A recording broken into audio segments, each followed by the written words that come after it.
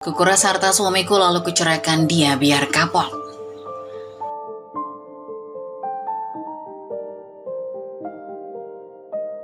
Namaku Diana dan suamiku Raka. Kami adalah pasangan yang telah bersama selama 7 tahun, menjalani setiap detik kehidupan dengan segala suka dan duka yang mewarnainya. Di mata orang lain, kami mungkin terlihat seperti pasangan yang sempurna, harmonis, bahagia, dan saling melengkapi. Namun, seperti layaknya kehidupan, ada cerita di balik setiap senyum dan pelukan yang terlihat.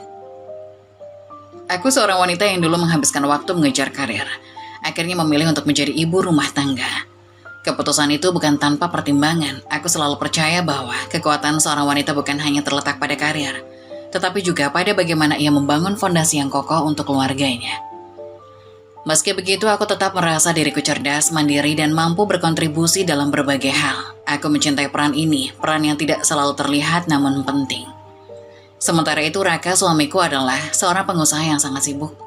Usahanya di bidang properti berkembang pesat dalam beberapa tahun terakhir. Dengan penghasilan yang besar, ia mampu memberikan kami kehidupan yang lebih dari cukup. Tapi aku tahu di balik semua kesuksesannya, ada kerja keras yang tidak pernah berhenti. Seringkali aku melihatnya pulang larut malam dengan mata lelah, namun senyum tetap tersungging di wajahnya. Seakan ingin meyakinkanku bahwa semua baik-baik saja. Raka adalah sosok yang lembut dan selalu berusaha menyeimbangkan waktu antara pekerjaan dan keluarga. Meski jadwalnya padat, ia tidak pernah absen dari momen-momen penting dalam hidup kami. Itu yang membuatku merasa beruntung memilikinya. Kami berbagi mimpi, tawa, bahkan tangis di sela-sela kehidupan kami yang terlihat sempurna. Pagi itu, sinar matahari menembus jendela rumah kami yang sederhana namun penuh cinta. Aku sedang sibuk di dapur menyiapkan sarapan favorit Raka. Roti panggang dengan selai stroberi buatan sendiri dan secangkir kopi hitam tanpa gula. Raka seperti biasa duduk di ruang makan sambil memeriksa ponselnya. Mungkin membalas beberapa pesan penting dari klien atau mitra bisnisnya. "Sayang, kopi hitammu sudah siap," kataku sambil membawa nampan kecil ke meja makan. Raka menoleh dan tersenyum. "Terima kasih Diana, kamu tahu kan, kamu satu-satunya alasan kenapa pagi-pagiku selalu menyenangkan." Aku tersenyum balik merasa dihargai. Dalam hati aku tahu, di balik semua aktivitas kami yang sibuk, cinta itu masih ada, tetap hangat seperti pagi itu. Kami mungkin bukan pasangan yang sempurna, tapi kami selalu berusaha mencintai dengan cara yang sederhana namun tulus. Di rumah kecil kami yang hangat, cinta itu terus tumbuh. Menghadirkan kebahagiaan yang tidak bisa diukur dengan materi atau pencapaian. Ini adalah awal dari cerita kami. Cerita tentang cinta, keluarga, dan kehidupan. Pagi itu dimulai seperti biasa, seperti rutinitasku setiap hari. Aku sibuk di dapur menyiapkan sarapan favorit Raka. Roti panggang dengan selai stroberi dan secangkir kopi hitam sudah siap di atas meja.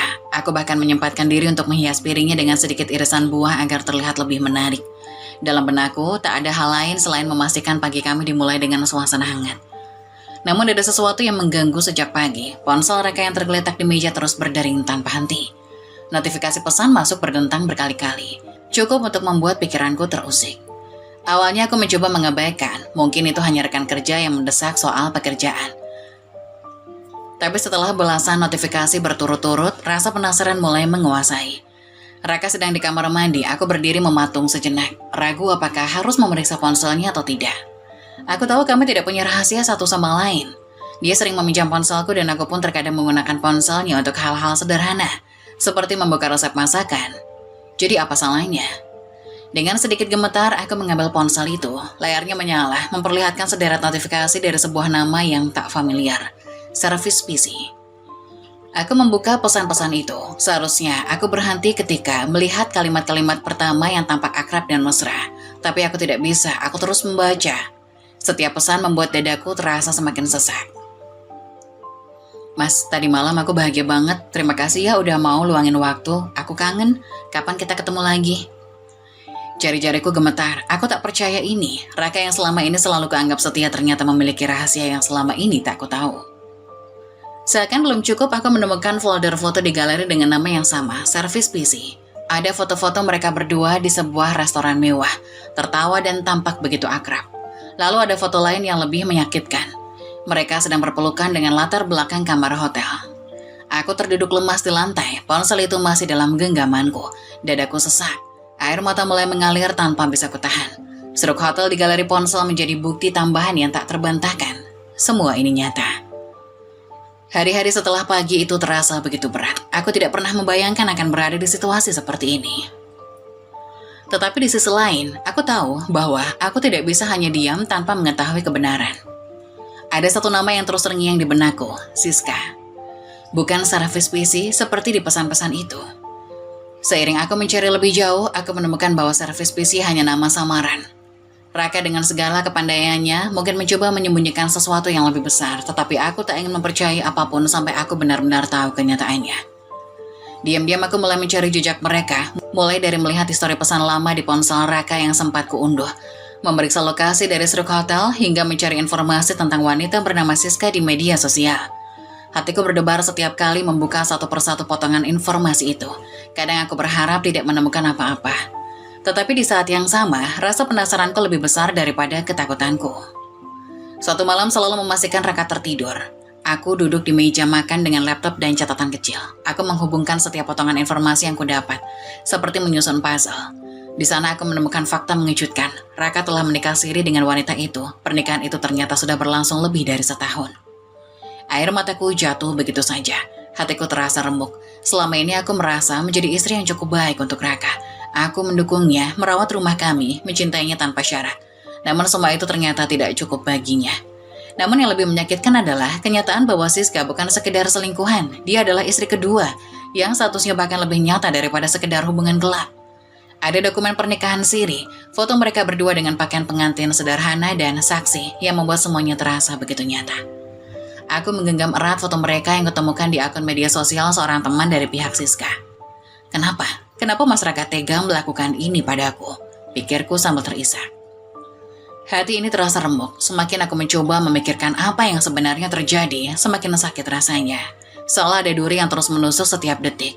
Hari-hari yang kulalui terasa seperti kabut tebal. Segalanya samar, berat, dan menyakitkan.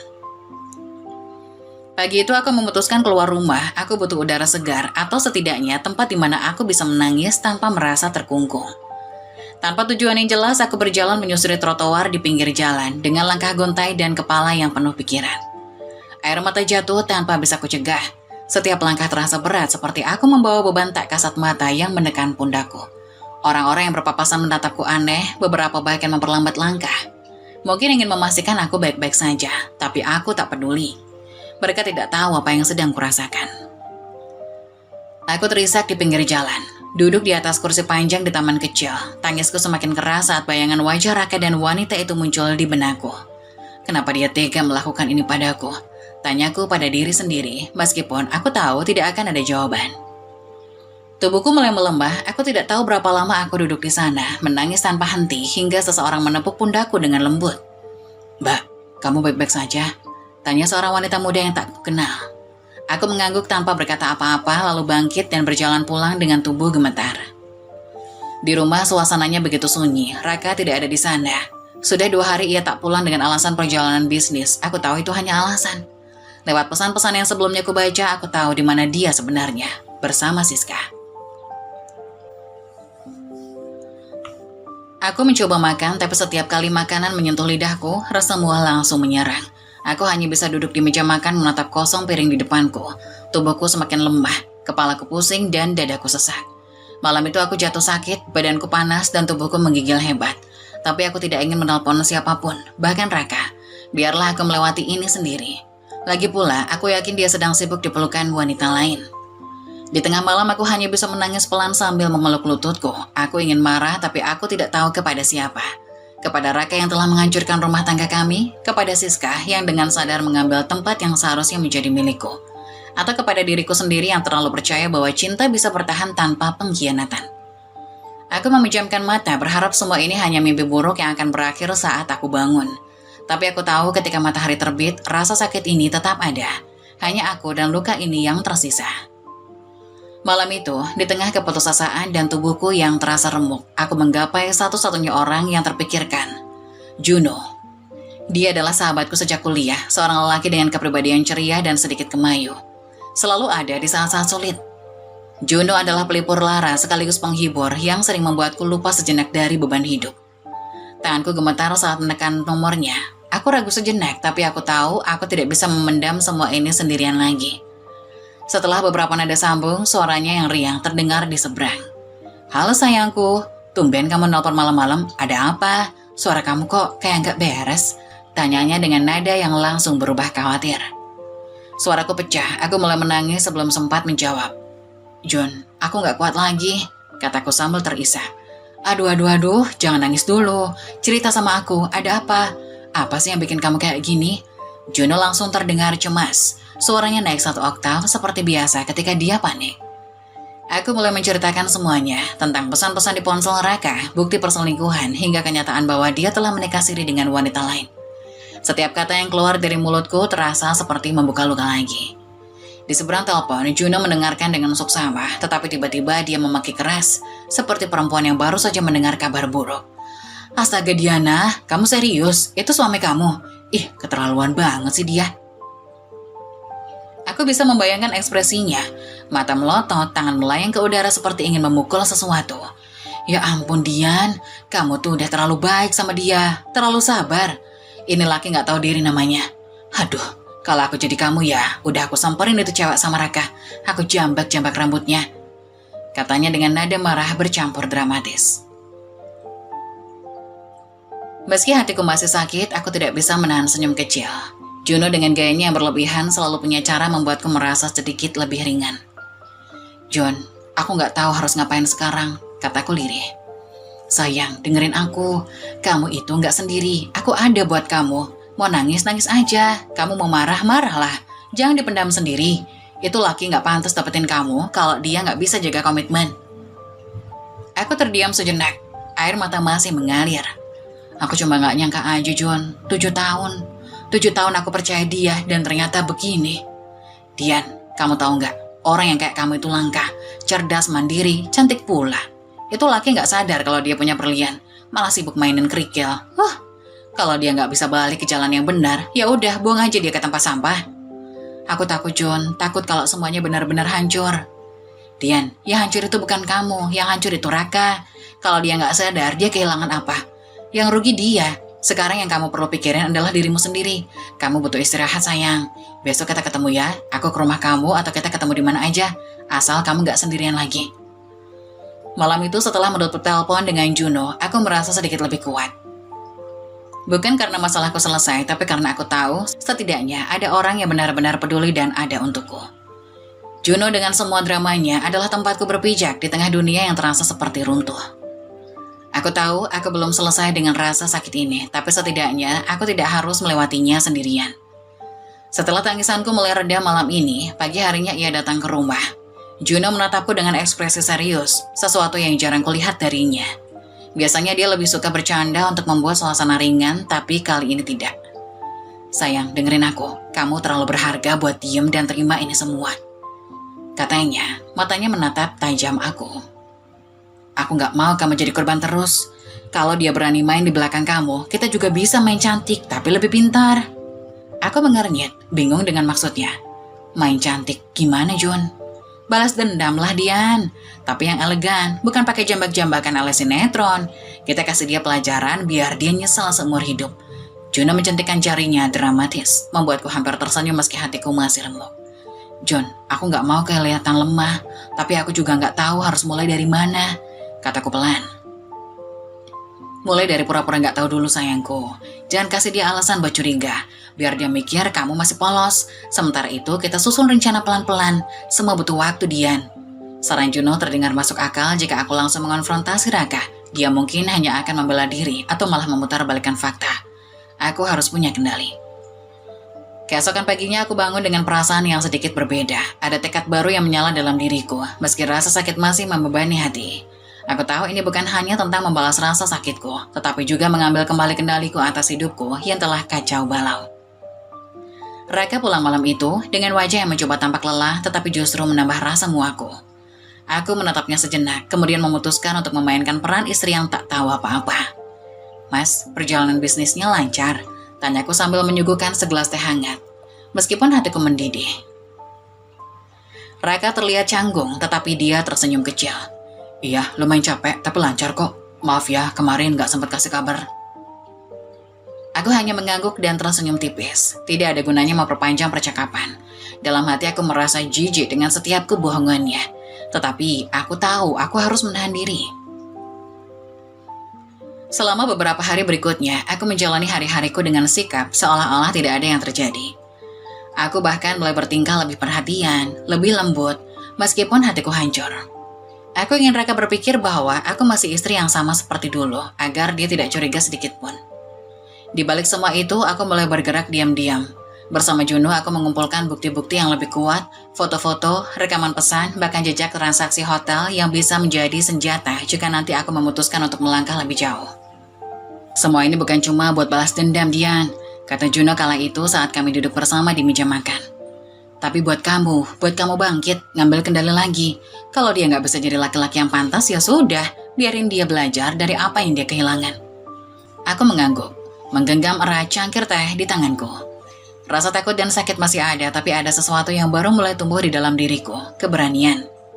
Raka mungkin berpikir aku istri yang bodoh, terlalu mencintainya untuk melihat kebenaran. Tapi dia salah, di balik senyumku yang pura-pura, aku sedang menyusun rencana untuk mengembalikan hidupku. Aku menyambut Raka malam itu dengan senyum lebar, meskipun hatiku penuh dengan luka dan kebencian yang kutekan kuat-kuat. Di hadapannya aku adalah istri yang tetap penuh cinta, lemah lembut, dan seolah tak tahu apa-apa. Padahal setiap senyuman yang kuberikan adalah bagian dari permainan yang sedang kususun. Mas, tadi aku masak sop buntut kesukaanmu. Kamu pasti capek setelah kerja kan? Kataku menyajikan makanan di meja makan dengan nada penuh perhatian. Raka tersenyum kecil, mungkin lega melihat sikapku yang tampak tidak berubah. Makasih ya dek, kamu memang istri yang terbaik. Katanya meski pujian itu, kini terdengar kosong bagiku. Aku tersenyum sambil duduk di depannya, memperhatikan setiap gerak-geriknya. Dia benar-benar percaya kalau aku masih istri yang naif. Di balik peranku sebagai istri yang penuh kasih, aku mulai bergerak diam-diam. Langkah pertama adalah mengamankan semua komitmen penting yang selama ini kuabaikan. Sertifikat rumah, surat tanah, dokumen investasi, hingga rincian rekening tabungan bersama kami. Semuanya mulai kuperiksa satu persatu. Malam hari saat Raka sudah tidur, aku menyelinap ke ruang kerja kecil di rumah kami. Di laci bawah, aku menemukan folder berisi dokumen-dokumen yang dulu tidak pernah aku perhatikan. Tanganku gemetar saat membuka satu persatu. Mataku membaca detail demi detail dengan hati-hati. Aku terkejut melihat jumlah aset yang telah dikumpulkan Raka selama ini. Rumah ini, beberapa properti lain, investasi di beberapa perusahaan, dan rekening tabungan yang jumlahnya luar biasa. Semua itu milik kami berdua, tapi aku tahu jika aku tidak bergerak sekarang, aku bisa kehilangan segalanya. Pagi harinya saat Raka pergi ke kantor, aku menelpon Juno. Jun, aku sudah menemukan dokumen-dokumennya, ini lebih dari yang aku duga. Kataku dengan suara rendah, takut jika ada yang mendengar. Bagus, kamu simpan baik-baik ya. Kalau perlu salin semua, amankan di tempat lain, kata Juno dengan nada penuh semangat. Dian, ini penting, kamu harus pastikan semuanya nggak cuma atas nama dia, atau nanti kamu bisa kesulitan kalau ada apa-apa. Saran Juno langsung kutindaklanjuti. Siang itu aku pergi ke bank untuk mengecek rekening bersama kami, dengan alasan ingin memastikan keuangan rumah tangga. Aku mencetak mutasi rekening. Aku terkejut saat melihat beberapa transaksi besar yang tidak pernah kusetujui. Dia bahkan pakai uang ini untuk dia. Bisikku pada diri sendiri. Air mata nyaris jatuh lagi. Tapi aku menguatkan diri. Ini bukan waktunya untuk menangis. Aku membuat salinan semua dokumen penting, menyimpannya di folder terpisah, lalu menitipkannya kepada Juno. Aku nggak tahu apa yang bakal terjadi nanti, Jun. Tapi aku nggak mau sampai aku kehilangan segalanya, kataku dengan nada serius. Setiap hari aku terus menjalani peranku dengan hati-hati. Aku tetap melayani Raka seperti biasa, bahkan lebih manis dari sebelumnya. Setiap tawa, setiap pelukan, setiap perhatian yang gue berikan hanyalah topeng. Mas, kamu kerja keras sekali akhir-akhir ini. Aku bangga sama kamu, kataku suatu malam sambil memijat pundaknya. Dia tersenyum puas, mungkin merasa telah memenangkan hatiku. Aku hanya tersenyum balik, tapi dalam hati aku berkata, nikmati waktumu mas, karena tidak lama lagi aku akan mengambil kendali semuanya. Raka tidak pernah menyadari bahwa di balik senyumanku yang manis, aku telah menemukan langkah-langkah untuk melindungi diriku. Aku tahu balas dendam terbaik adalah tidak membuatnya kehilangan aku, tetapi juga membuatnya kehilangan semua yang dia anggap pasti. Juno adalah sahabat yang tidak hanya penuh dengan drama, tetapi juga sangat cerdas. Saat aku menceritakan rencanaku untuk mengamankan aset yang selama ini telah kami kumpulkan bersama, dia langsung mengatur langkah strategis. Dian, kamu gak bisa bergerak sendirian. Kalau mau semuanya aman, kita harus main pintar. Dan untuk itu, kita butuh bantuan orang dalam. Katanya sambil mengetuk-ngetukkan jari di meja. Orang dalam? Maksud kamu siapa? Orang-orang yang dipercaya Raka, tapi yang bisa kita dekati diam-diam. Misalnya pengacara atau notarisnya. Orang-orang ini tahu banyak soal aset dia. Dan kalau kita bisa bikin mereka kerja buat kita, semua bakal lebih mudah. Aku mengangguk pelan, meskipun hatiku masih merasa ragu. Jun, apa mereka mau bantu? Mereka kan orang-orangnya Raka. Tenang aja sayangku, di dunia ini nggak ada yang nggak mungkin kalau kita tahu cara mainnya. Juno mulai mencari tahu siapa saja yang selama ini bekerja dekat dengan Raka. Melalui beberapa dokumen dan catatan yang kudapatkan dari ruang kerja Raka, kami menemukan nama pengacara yang sering digunakan Raka untuk mengurus kontrak bisnisnya. Namanya Pak Rudi, seorang pria parubaya yang tampaknya sangat loyal kepada klien. Pak Rudi ini kelihatannya tipe yang profesional, tapi semua orang punya titik lemah, Dian, kata Juno dengan nada penuh percaya diri. Selain Pak Rudi, ada juga seorang notaris bernama Bu Santi yang sering menangani legalitas properti Raka. Dari informasi yang kami kumpulkan, Bu Santi adalah wanita ambisius yang tampaknya sangat menghargai klien-klien besar seperti Raka. Juno dengan kecerdasannya merancang cara mendekati Pak Rudi terlebih dahulu. Dia menggunakan koneksinya untuk mendapatkan kesempatan bertemu tanpa menimbulkan kecurigaan. Dalam sebuah pertemuan yang tampak kasual, Juno mulai berbicara dengan nada hati-hati. Pak Rudi, saya dengar Anda pengacara yang sangat dihormati. Saya punya seorang teman yang sedang menghadapi situasi sulit dalam rumah tangganya. Ada masalah dengan aset keluarga. Saya pikir Anda orang yang tepat untuk memberi nasihat, kata Juno menyelipkan pujian di setiap kalimatnya. Pak Rudi awalnya tampak waspada, tapi perlahan mulai melunak setelah Juno terus memuji profesionalismenya. Juno juga menjelaskan situasiku tanpa menyebut nama Raka, seolah-olah ini adalah kasus lain yang tidak terkait. Setelah beberapa pertemuan, Pak Rudi akhirnya setuju untuk membantu, meskipun dengan syarat tertentu. Kalau saya setuju, semua ini harus dilakukan dengan rapi dan tanpa meninggalkan jejak yang bisa melibatkan saya, kata Pak Rudi tegas. Dengan bantuan Pak Rudi dan pengetahuan Bu Santi, Juno mulai menyusun strategi. Salah satu rencana utama adalah mengalihkan sebagian aset yang secara hukum seharusnya menjadi hakku. Beberapa properti yang selama ini atas nama bersama dirancang untuk dialihkan sepenuhnya kepada aku, dengan dasar bahwa aset tersebut adalah bagian dari kontribusiku dalam rumah tangga. Kita harus main cantik, Dian. Jangan sampai Raka sadar sampai semuanya selesai, kata Juno sambil mencatat detail rencana. Bu Santi yang ternyata cukup pragmatis, membantu memastikan semua dokumen legalitas diproses dengan mulus. Dia tampaknya lebih peduli pada pembayaran dan kerahasiaan dibandingkan dengan loyalitas kepada Raka. Sementara aku dan Juno terus bergerak di balik layar, aku tetap menjalani peranku sebagai istri yang tidak tahu apa-apa. Setiap malam aku berbicara dengan Raka seolah tidak ada yang berubah, sementara di balik semua itu aku tahu aku semakin dekat dengan tujuanku. Mas, kamu kelihatan capek sekali akhir-akhir ini. Kamu kerjaannya makin berat ya? Tanya ke suatu malam mencoba menenangkan suasana. Ya biasa dek, namanya juga bisnis. Jawabnya singkat, tidak menyadari bahwa aku sedang merencanakan sesuatu yang akan mengguncang dunianya. Dalam hatiku, aku tahu bahwa setiap langkah yang kuambil adalah untuk melindungi diriku sendiri. Raka mungkin berpikir dia masih memegang kendali, tetapi kenyataannya kendali itu kini perlahan berpindah ke tanganku. Setiap pagi aku semakin merasa kuat, semuanya berjalan dengan lancar, lebih cepat dari yang aku bayangkan. Aku merasa seolah-olah aku sudah mulai memegang kendali penuh atas hidupku, meskipun Raka masih belum menyadari apa yang sedang terjadi. Langkah pertama yang berhasil kulakukan adalah memindahkan sebagian aset tanpa sepengetahuan Raka. Dengan bantuan Pak Rudi dan Bu Santi, aku mulai memanfaatkan dokumen-dokumen yang telah kumiliki. Semua transaksi legal, semuanya tampak sah di mata hukum, dan yang lebih penting, aku menggunakan namaku sendiri. Sebelumnya, aku hanya bisa bergantung pada Raka dalam hal keuangan. Tapi sekarang dengan memanfaatkan aset yang telah kami kumpulkan bersama, aku bisa membangun fondasi baru untuk diriku sendiri, tanpa perlu bergantung pada suamiku yang sudah kehilangan kepercayaanku. Hari itu aku bersama Juno pergi ke bank dan notaris untuk mengurus pemindahan kepemilikan. Tidak ada yang bisa mencurigai langkah kami karena semua terlihat sah di mata hukum.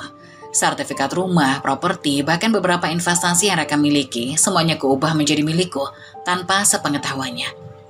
Raka terus menganggap semua urusan finansial kami masih berjalan seperti biasa. Bahkan dia sedikit lebih santai akhir-akhir ini. Aku semakin lihai berpura-pura. Setiap malam aku mengajaknya berbicara tentang hal-hal ringan, seperti masa depan rumah tangga kami, atau rencana liburan yang kami akan lakukan. Semua itu untuk menjaga agar dia tidak curiga. Mas, aku pikir kita butuh refreshing. Mungkin liburan ke luar negeri, ada tempat yang pengen banget aku kunjungi, kataku suatu malam, sambil menyajikan makan malam dengan senyum yang tidak pernah lekang. Dia tersenyum lebar. Itu ide yang bagus sayang, kita pasti perlu waktu buat diri sendiri. Aku merasa jijik dengan topeng yang dia kenakan, tetapi aku tahu semua ini untuk kebaikan diriku sendiri. Raka tidak tahu, tapi aku sedang membangun masa depanku dengan menggunakan nama dan aset yang seharusnya menjadi hak kami berdua. Selama beberapa minggu, aku mulai membangun jaringan bisnis kecil secara diam-diam.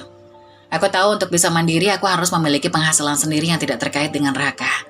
Dengan modal dari aset yang kukumpulkan, uang yang selama ini dia anggap sebagai miliknya, aku mulai merintis usaha. Juna membantuku dengan berbagai ide dan kontak yang dia miliki. Kami memulai dengan semua usaha kecil-kecilan di bidang teknologi. Aku tahu ini bukan hal yang mudah, tetapi aku rasa yakin. Raka telah lama meremehkan kemampuanku. Dia selalu melihatku sebagai seorang ibu rumah tangga. Padahal aku punya banyak potensi yang selama ini terkubur.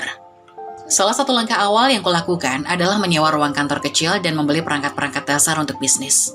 Aku mulai mengumpulkan tim kecil yang terdiri dari orang-orang yang jujur dan dapat dipercaya. Bisnis ini belum besar, tetapi aku yakin dengan waktu dan kerja keras ini akan tumbuh. Aku menyewa seorang asisten yang dapat mengurus beberapa urusan sehari-hari dan memastikan bisnis berjalan lancar. Semua transaksi dan pengelolaan keuangan aku lakukan secara terpisah dari rekening keluarga kami. Juno juga membantu dengan menghubungkanku ke investor kecil yang tertarik dengan bisnis kami. Semua ini dilakukan dengan sangat hati-hati agar tidak menimbulkan kecurigaan di pihak Raka. Raka masih belum tahu apa-apa. Bahkan dalam beberapa kesempatan, dia terus membicarakan rencananya untuk memperluas bisnisnya, tanpa sadar bahwa aku juga sedang membangun dunia yang sepenuhnya berbeda dari yang dia kenal. Mas, aku pikir kita perlu belajar investasi lebih dalam lagi. Dunia bisnis semakin berkembang pesat kan? Kataku suatu malam, mencoba mengalihkan percakapan agar tidak ada celah untuk menanyakan sesuatu yang lebih serius. Aku hanya tersenyum, menahan tawa kecil dalam hati. Semakin dia percaya diri, semakin aku mendekati tujuanku. Dalam diam, aku mulai mengumpulkan jaringan bisnis yang dapat membantu masa depanku. Aku tahu, langkah ini bukan hanya untuk balas dendam, tetapi juga untuk memastikan bahwa aku bisa berdiri di atas kakiku sendiri, tanpa harus bergantung pada siapapun, terutama Raka. Hari demi hari aku semakin merasa semakin dekat dengan kebebasanku. Aku tidak hanya memindahkan aset dan membangun bisnis dengan diam-diam, tetapi aku juga mulai membangun diriku kembali. Menemukan siapa aku sebenarnya, bukan hanya sebagai istri, tetapi sebagai wanita yang kuat dan cerdas. Raka mungkin berpikir dia masih memiliki segalanya, tapi kenyataannya, aku sudah memulai langkah baru yang akan mengubah segalanya. Hari-hari berlalu begitu cepat dan semakin jelas terlihat betapa Raka berubah. Tidak hanya dari sikapnya yang semakin dingin, tapi juga dari cara dia mengabaikanku. Aku tahu di balik setiap senyum yang dia berikan, ada sesuatu yang disembunyikan. Sesuatu yang lebih besar dari apa yang aku kira. Raka semakin terang-terangan mengabaikanku. Dia sering pulang larut malam dengan alasan bisnis yang makin membebani. Ketika dia pulang, aku hanya bisa melihatnya dari kejauhan, mencoba memahami bahwa di balik setiap kata dan senyum itu, ada hubungan gelap yang semakin mengikatnya dengan Siska. Wanita yang telah menghancurkan kepercayaan kami. Sementara itu, aku tetap berpura-pura tidak tahu. Setiap kali dia pulang dengan cerita-cerita kosong tentang pertemuan bisnis dan perjalanan yang katanya penting, aku tetap mendengarkan dengan sabar. Aku menyimpan semuanya dalam hati, mengendapkan rasa sakitku, tetapi tidak pernah menunjukkan apapun padanya. Mas capek ya kerja terus, boleh istirahat sejenak kan? Tanyaku dengan nada lembut saat dia duduk di sofa setelah pulang larut. Raka hanya mengangguk tanpa menanggapi lebih lanjut. Iya dek, bisnis emang berat, tapi ini semua kan demi kita. Aku hanya tersenyum kecil. Meski dalam hati aku tahu dia sudah tidak lagi memikirkan kami. Segala kata-katanya terdengar kosong. Dia lebih memilih menyibukkan diri dengan Siska, sementara aku tetap di sini menjalani hidup dengan berpura-pura tidak tahu.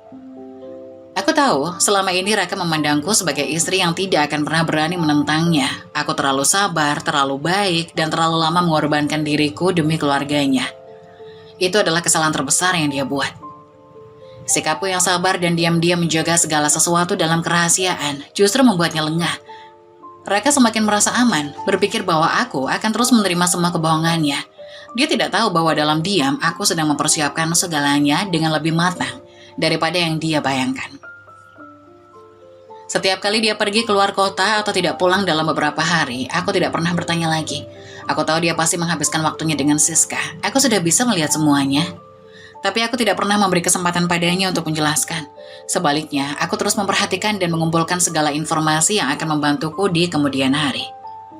Setiap harinya aku semakin tegar, hatiku yang dulu hancur perlahan-lahan sembuh, meskipun rasa sakit masih membekas.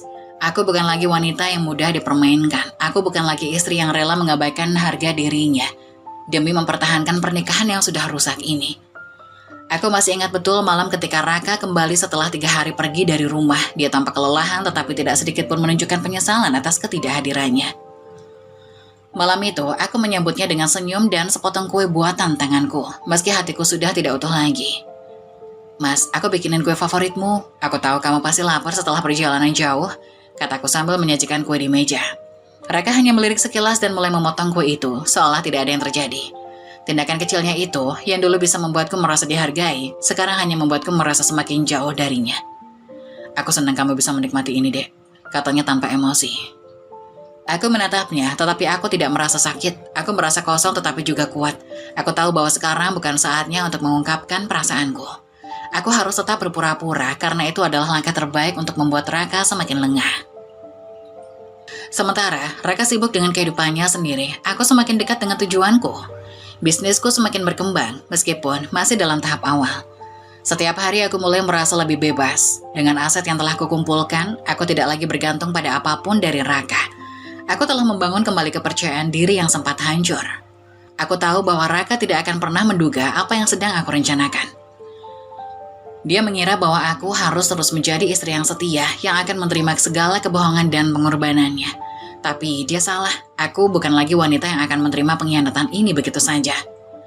Kepercayaan diri yang aku bangun kini telah menjadikanku pribadi yang berbeda. Aku lebih mandiri, lebih kuat, dan lebih siap untuk menghadapi apapun yang akan datang. Aku tahu bahwa pada akhirnya Raka akan merasakan apa yang telah dia lakukan.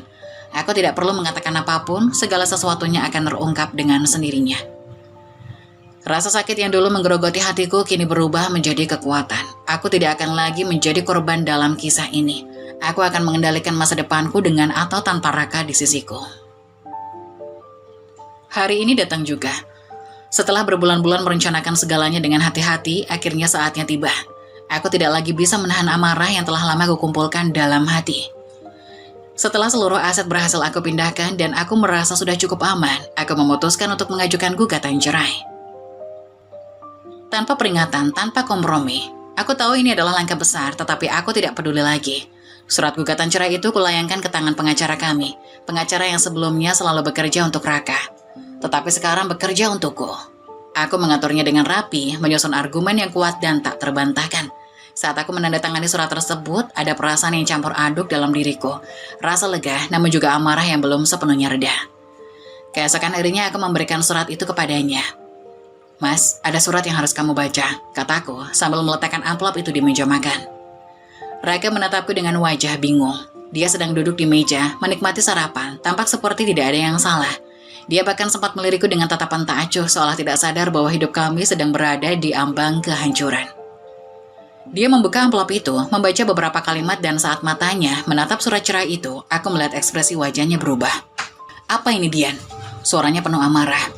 Apa kamu kira aku akan terus menunggu, Mas? Apa kamu kira aku tidak tahu apa yang sudah kamu lakukan? Jawabku dengan suara gemetar karena menahan amarah yang sudah sangat besar. Dia terdiam sejenak, mulutnya terbuka, tetapi tidak ada kata yang keluar. Aku tahu dia terkejut, tapi aku sudah terlalu lama menahan semua perasaan ini. Semua yang kubangun sekarang adalah hasil dari rasa sakit yang tak terkatakan. Jangan bodoh, Dian. Kamu gak bisa begitu saja mengakhiri semuanya. Kita sudah bersama 7 tahun, kamu gak akan bisa hidup tanpaku. Raka mulai menaikkan suaranya, wajahnya memerah. Aku sudah tak bisa lagi menahan amarah yang membara dalam diriku. Semua perasaan yang terpendam selama ini, semua kebohongan yang selama ini kuterima, semuanya meledak. 7 tahun, Mas. 7 tahun aku bertahan dengan semua kebohonganmu. Kamu kira aku bodoh? Kamu kira aku gak tahu tentang Siska, istrimu yang lain itu?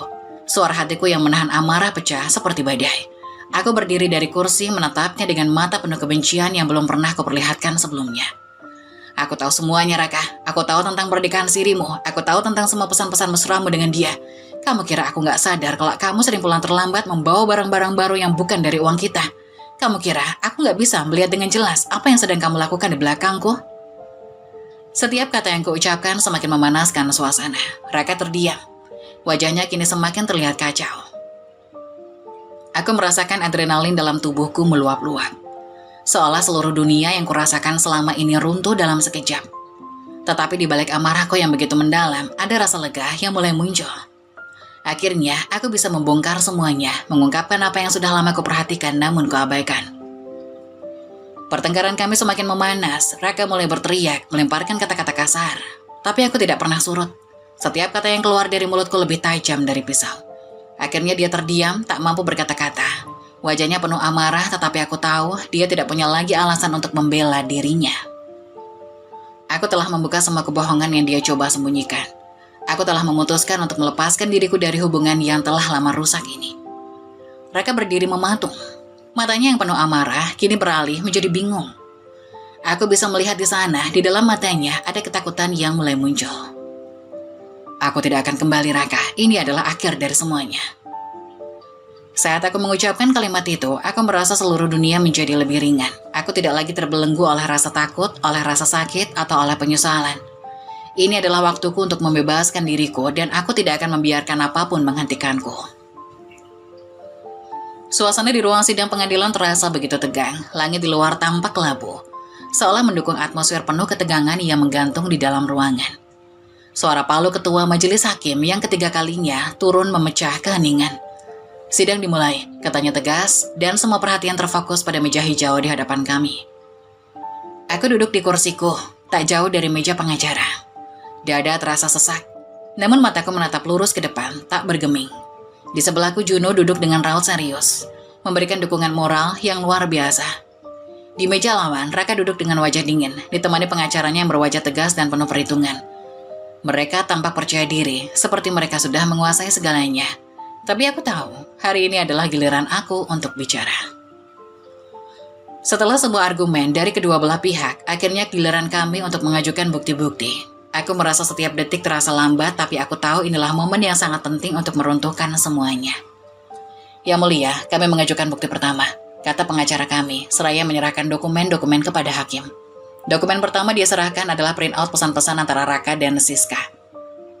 Semua pesan itu terbuka lebar di layar, kata-kata mesra, rencana bertemu, bahkan gambar-gambar yang sangat intim. Semua bukti pengkhianatan yang selama ini kusembunyikan kini terungkap di hadapan publik. Aku bisa melihat ekspresi Raka berubah seketika. Wajahnya memucat, matanya bergerak gelisah. Apa ini, Raka? Bukti perselingkuhanmu dengan Siska yang sudah berlangsung selama bertahun-tahun. Aku menyahut dengan suara yang lebih kuat dari yang sebelumnya. Aku kira bisa keluar. Hakim memandang Raka dengan tajam, menunggu penjelasan Raka. Ia terdiam, berusaha untuk tetap tenang. Tetapi jelas bahwa dia mulai terpojok. Dia mengatur nafasnya, berusaha mencari alasan.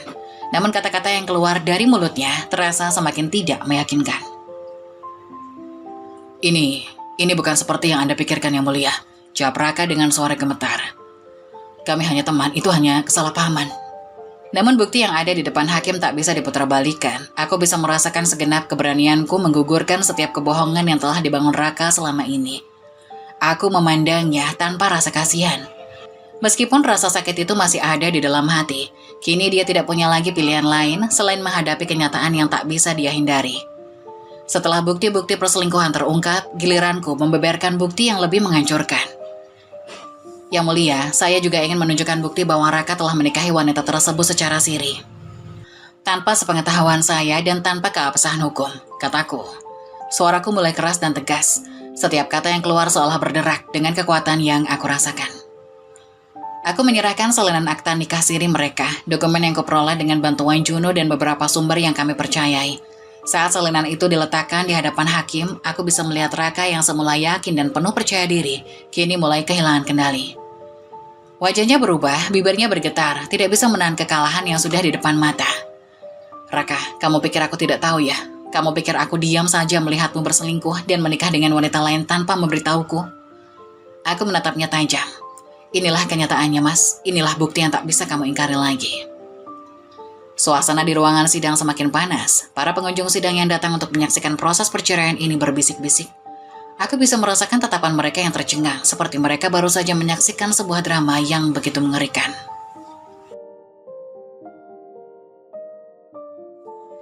Suasana di ruang sidang semakin panas. Para pengunjung sidang yang datang untuk menyaksikan proses perceraian ini mulai berbisik-bisik. Aku bisa merasakan tatapan mereka yang tercengang, seperti mereka baru saja menyaksikan sebuah drama yang begitu mengerikan. Raka terdiam, tak ada yang bisa dikatakannya lagi. Wajahnya memerah dan tangannya gemetar. Tak ada lagi alasan yang bisa dia utarakan. Dia tidak bisa mengelak lagi. Semua kebohongan yang dia tutupi selama ini kini terbongkar di depan hakim, di depan publik. Kemudian kami beralih ke pembagian harta Gonogini. Disinilah segalanya semakin menghancurkan bagi Raka. Pengacara kami mulai mengajukan pertanyaan mengenai harta bersama yang selama ini kami kumpulkan. Mas, kita sudah bekerja keras untuk segala yang kita miliki kan? Tanya aku dengan suara yang terdengar tenang, meskipun di dalam hatiku aku tahu ini adalah akhir dari segalanya bagi Raka. Pengacara kami kemudian menunjukkan daftar harta yang kami miliki, rumah, mobil, saham perusahaan, dan aset lainnya. Namun saat pengacara Raka memulai argumennya mengenai pembagian harta, hanya satu hal yang mereka dapatkan. Yang mulia, kata pengacara Raka dengan cemas, kami meminta agar aset-aset lain dipertimbangkan, karena itu semua adalah hak kami. Namun hakim menatapnya dengan dingin. Berdasarkan bukti-bukti yang diajukan, saya memutuskan bahwa hak atas aset ini akan diberikan sesuai dengan ketentuan yang berlaku. Berdasarkan pengajuan ini, Raka hanya berhak atas satu mobil yang tercatat atas nama bersama. Semua aset lainnya akan jatuh ke tangan Diana, karena sudah terbukti bahwa sebagian besar harta tersebut berasal dari aset yang telah dipindahkan sebelumnya. Aku bisa melihat wajah Raka yang semakin memucat. Dia kehilangan segalanya. Rumah yang dulu kita banggakan, saham yang selama ini dia bangun, bahkan perusahaannya sendiri. Semua yang dia anggap sebagai hasil kerja kerasnya selama ini kini hilang. Ini tidak mungkin, teriaknya. Matanya penuh dengan kemarahan. Jangan khawatir mas, jawabku dengan suara datar dan penuh kepuasan meskipun ada sedikit kekosongan di dalam diriku. Kamu sudah cukup banyak mendapatkannya, hanya tinggal satu mobil itu yang masih bisa kamu miliki. Raka hanya terdiam, seperti kehilangan kata-kata. Dalam sekejap dia telah kehilangan semua yang dia anggap sebagai miliknya. Harta yang selama ini dia sembunyikan dan anggap sebagai kekuasaan, kini tidak lagi bisa dia sentuh. Suasana di ruang sidang terasa semakin panas. Raka yang tadinya tampak tenang dan percaya diri kini memancarkan aura kemarahan yang begitu jelas. Pandangannya penuh kebingungan dan jelas sekali bahwa dia tidak siap menghadapi kenyataan yang baru saja terungkap. Setelah beberapa kali bukti diajukan, hakim mulai membaca putusannya. Suasana di ruang sidang begitu sunyi, semua orang menunggu keputusan yang bakal mengubah segalanya. Aku bisa merasakan ketegangan di dalam diriku, tetapi pada saat yang sama ada perasaan lega. Keputusan ini, meskipun berat, adalah jalan menuju kebebasanku. Yang mulia, berdasarkan bukti yang telah diajukan oleh pihak penggugat, seluruh aset yang dipertanyakan tidak lagi tercatat atas nama tergugat, Raka. Semua properti dan harta yang terkait dengan penggugat kini dinyatakan sebagai milik bersama yang akan dibagi sesuai dengan keputusan hukum yang berlaku, kata hakim dengan suara yang tegas, mengakhiri pembacaan keputusan. Aku menahan nafas, sementara Raka terlihat semakin terkejut. Wajahnya berubah drastis, seperti baru saja disiram air dingin. Dia tampak tidak bisa menerima kenyataan bahwa semua yang dia banggakan selama ini, rumah, mobil mewah, bahkan saham perusahaan yang dia kira miliknya, sekarang bukan lagi atas namanya. Semua yang dia anggap sebagai simbol kesuksesan dari kekuasaan ini, kini telah berpindah ke tanganku. Ini tidak mungkin, teriak Raka, suaranya keras dan penuh emosi. Apa yang kalian lakukan? Itu hak saya, semua itu milik saya. Aku bisa mendengar kegelisahan dalam suaranya, tetapi tidak ada yang bisa dia lakukan. Semua bukti yang dia sembunyikan, semua manipulasi yang dia coba lakukan, sekarang terungkap dengan jelas di hadapan hakim dan semua orang yang hadir. Tak ada ruang untuk membantah. Dia berdiri tiba-tiba dengan gerakan kasar seolah hendak menyerbu meja pengacara atau melawan keputusan hakim. Namun beberapa petugas keamanan langsung mendekat, menjaga agar suasana tetap terkendali. Tenang Raka, seru pengacaranya dengan cepat berusaha menenangkan kliennya. Ini belum berakhir, kami akan mengajukan banding. Namun aku bisa melihat di matanya rasa terkejut dan kesal yang luar biasa. Dia mengira dia bisa mengendalikan segalanya, bahkan aku. Tapi kini dia harus menerima kenyataan bahwa dia telah kehilangan kontrol. Seluruh kekayaannya yang seharusnya dia pertahankan kini lenyap begitu saja dari tangannya. Aku berdiri sedikit terkejut oleh ledakan emosionalnya, namun tetap tenang. Mata Raka menatapku dengan kebencian yang jelas, dan aku bisa merasakan amarahnya yang begitu besar. Dia menatapku seperti ingin menerkamku. Tapi, aku sudah tidak takut lagi. Aku sudah terbiasa dengan kemarahannya. Bahkan kini aku merasa sedikit lega. Lega karena semua perhatianku selama ini terfokus pada pembalasan dendam, dan akhirnya hari itu datang juga. Jangan terlalu keras kepala, Raka. Keputusan sudah diambil. Jawabku, nada suaraku datar tanpa emosi. Kamu tidak bisa mengubahnya. Ini adalah akibat dari semua kebohongan yang kamu bangun. Mata Raka berkedip cepat, terlihat marah dan kesal, namun dia tidak bisa berkata apa-apa. Keputusannya sudah bulat, tidak ada banding yang bisa mengembalikan apa yang telah hilang darinya. Raka kembali duduk dengan kasar di kursinya, membanting tas dengan keras. Pengacaranya menghela nafas panjang terlihat seperti seseorang yang sudah kalah sebelum berperang. Aku memandangnya merasa sedikit lebih kuat. Tidak ada lagi rasa takut yang menghantuiku, tidak ada lagi penyesalan. Semua yang kulakukan, meskipun penuh rasa sakit, kini terasa benar. Aku sudah mengakhirinya dengan cara yang sangat jelas. Ini belum selesai, Dian. Raka berteriak penuh amarah, melirik tajam ke arahku. Kamu akan menyesal. Aku akan melawan ini sampai akhir. Aku tidak tergoyahkan. Kamu bisa berteriak sesuka hati, Raka. Tapi keputusan ini sudah pasti. Kamu tidak bisa berbuat apa-apa lagi. Raka terdiam, dan di sana, di matanya, ada kekalahan yang tak terbantahkan. Aku tahu dia ingin melawan, tapi dia sudah tidak punya lagi senjata untuk melakukannya. Hanya ada kekesalan dan rasa tak berdaya yang tergambar jelas di wajahnya. Sidang selesai dengan keputusan yang tidak bisa lagi diganggu-gugat. Raka kehilangan semua hartanya, kehormatan, bahkan keyakinannya untuk bisa mengendalikan hidupku. Aku merasa aneh soalnya sudah bebas dari beban yang begitu lama menekan hatiku. Ini adalah akhir dari semuanya, Raka. Aku sudah cukup, kataku tanpa ada rasa penyesalan. Dengan amarah yang masih menggelora, Raka berdiri dan beranjak keluar dari ruang sidang. Namun kali ini, dia tidak bisa membawa apapun selain rasa kalah dan yang menyusahkan. Keputusannya sudah diambil dan aku tidak akan mundur lagi. Raka dan Siska kini hidup dalam bayang-bayang kehancuran. Semua yang pernah mereka nikmati, kemewahan, kebebasan, dan kehidupan yang penuh dengan kesenangan, sekarang hanyalah kenangan yang memudar dengan cepat. Mereka tinggal di sebuah apartemen kecil yang sempit, jauh dari kehidupan mewah yang dulu mereka jalani. Dinding-dinding kamar itu yang dulunya kosong dan terisi dengan barang-barang mahal, kini tampak kotor dan penuh dengan tanda-tanda kelelahan. Tidak ada lagi kilau mobil-mobil mewah atau perhiasan yang biasa dikenakan Siska. Semua itu sudah hilang, disapu bersih oleh keputusan pengadilan yang menempatkan aku sebagai pemegang sah harta-harta yang mereka anggap milik mereka. Setiap pagi, suara adu mulut dari dalam apartemen kecil itu terdengar dari luar. Raka dan Siska yang dulu tampak seperti pasangan yang begitu penuh hasrat dan kebahagiaan, kini terjebak dalam hidup yang penuh dengan kekecewaan dan amarah. Raka yang dulu begitu berkuasa, yang memiliki segalanya, kini merasa seperti seorang pria yang hilang arah. Siska yang dulu hidup dalam kenyamanan, kini merasakan betapa sulitnya bertahan hidup tanpa fasilitas mewah yang selalu mengelilinginya. Mereka berdua kini berjuang untuk memenuhi kebutuhan dasar, makan dan tagihan yang terus menumpuk. Setiap malam suara tangisan Siska bisa terdengar, menambah beratnya atmosfer yang begitu mencekam di rumah itu. Dia terjatuh dalam kepasrahan, menyadari bahwa dia telah kehilangan semuanya, termasuk cintanya pada Raka yang kini hanya tersisa kebencian. Raka yang selama ini menyembunyikan kebohongannya, merasa dihantui oleh kegagalannya yang tak terhindarkan.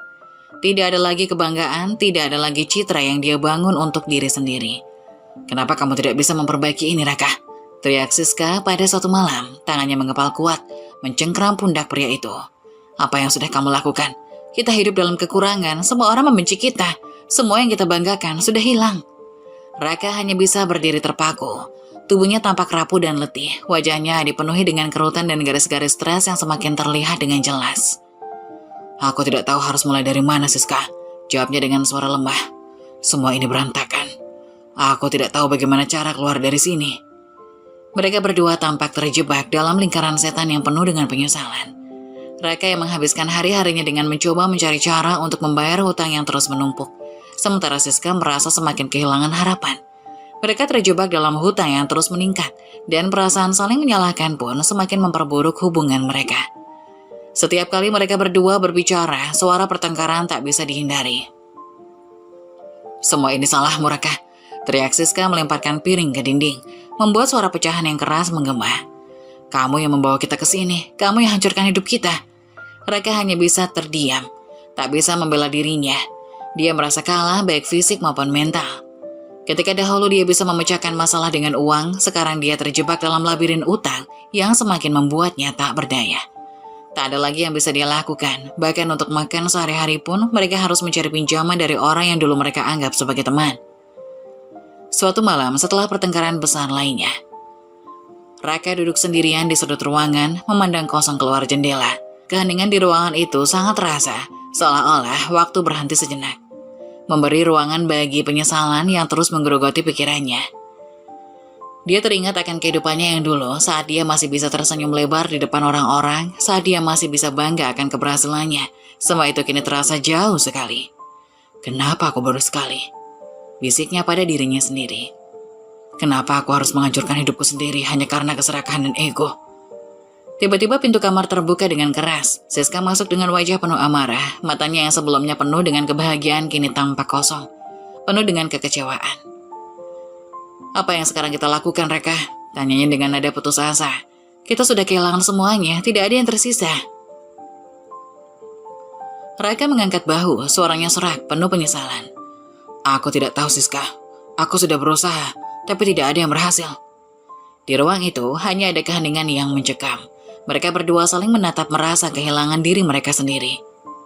Mereka hidup dalam kemiskinan yang tak terbayang sebelumnya. Semua yang mereka anggap sebagai jalan keluar ternyata hanyalah jalan buntu yang menuntun mereka pada kehancuran. Raka dan Siska kini hidup dalam bayang-bayang masa lalu yang penuh penyesalan. Tak pernah bisa kembali ke kehidupan mereka yang dulu. Dan setiap hari mereka jalani, mereka tahu bahwa apapun yang mereka lakukan tak ada lagi yang bisa memperbaiki semuanya. Suasana di dalam apartemen itu semakin mencekam. Dinding yang dulu penuh dengan tawa dan canda kini terasa semakin sempit, dipenuhi oleh kebisuan yang terperangkap dalam setiap sudut ruangan. Semua itu terasa seperti bayangan gelap yang menyelimuti mereka. Raka yang dulu begitu percaya diri kini tampak tak berdaya, tenggelam dalam keterpurukan yang semakin dalam. Siska berdiri di tengah ruang tamu, memandang Raka dengan tatapan kosong. Di tengahnya, sebuah koper kecil yang sudah diisi dengan barang-barang pribadinya.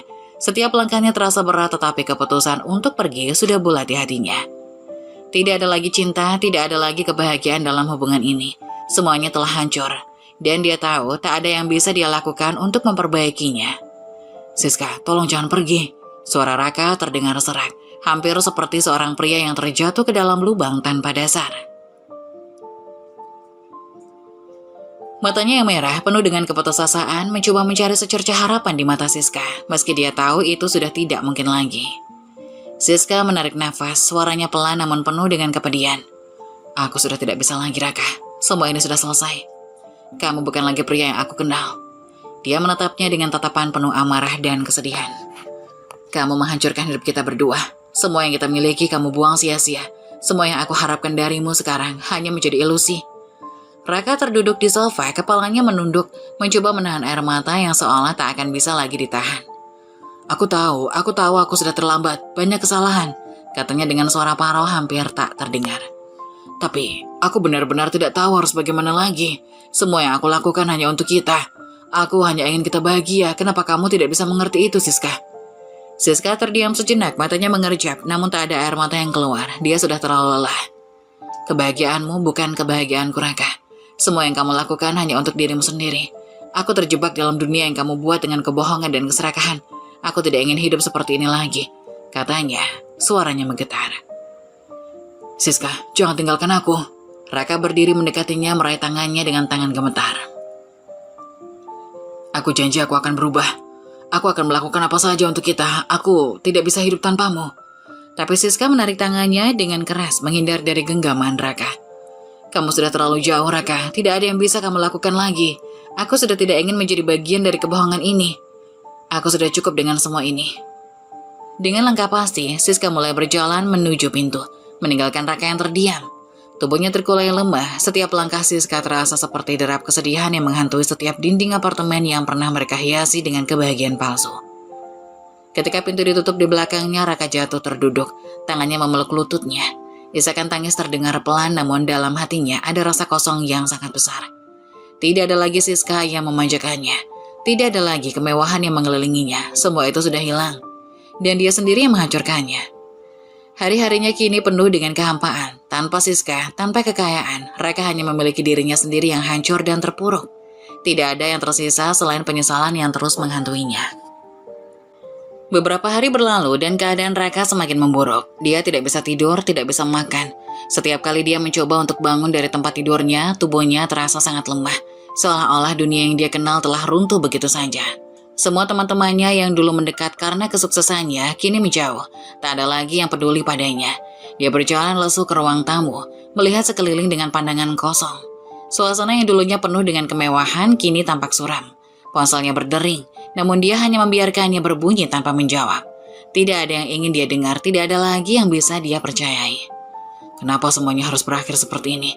Gumamnya dengan suara lirih, menatap foto-foto masa lalu yang pernah menggambarkan kebahagiaan yang kini terasa seperti mimpi buruk. Kenapa aku harus kehilangan semuanya? Depresi mulai merasuki dirinya. Setiap harinya, dia merasa semakin terpuruk, terjebak dalam ruangan kosong yang tidak pernah ada jalan keluarnya. Tidak ada lagi yang bisa dia lakukan. Di luar sana, dunia terus berputar. Orang-orang melanjutkan hidup mereka, menjalani hari-hari mereka tanpa peduli apa yang terjadi padanya. Tapi bagi Raka, waktu seolah berhenti. Tidak ada yang lebih menyakitkan daripada kehilangan segalanya. Terutama ketika semua itu adalah akibat dari pilihan buruk yang dia buat sendiri.